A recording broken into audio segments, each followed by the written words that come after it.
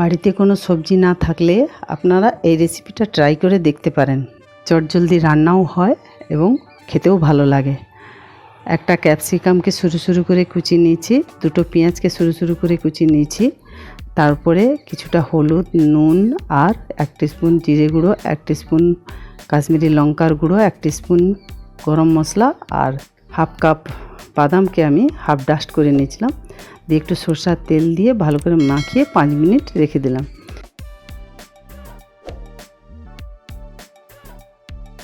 একটা কড়া গরম করে তাতে আমি কিছুটা তেল আর কিছুটা জিরে দিয়ে আর রসুনকে ছোট ছোট করে কুচিয়ে রেখেছিলাম দিয়ে একটু ভেজে মশলা মাখাটা আমি দিয়ে দিলাম।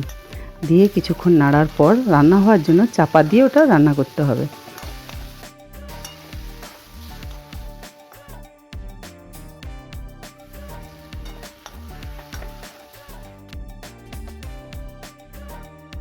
তারপর এক কাপ দইকে আমি ফাটিয়ে রেখেছিলাম, সেই দই দিয়ে ভালো করে নেড়ে নিতে হবে। দিয়ে 4-5টা কাঁচা লঙ্কা হাফ চিড়ে রেখেছিলাম সেটা দিয়ে দিলাম। দিয়ে কিছুক্ষণ রান্না করতে হবে। কিছুক্ষণ ফোটার পর দেখবে যে দইটা মাখো মাখো মতো হয়ে গেছে। দিয়ে আপনারা নামিয়ে সার্ভ করুন। পরোটা বা রুটির সঙ্গে খেতে পারেন, খুব ভালো লাগবে।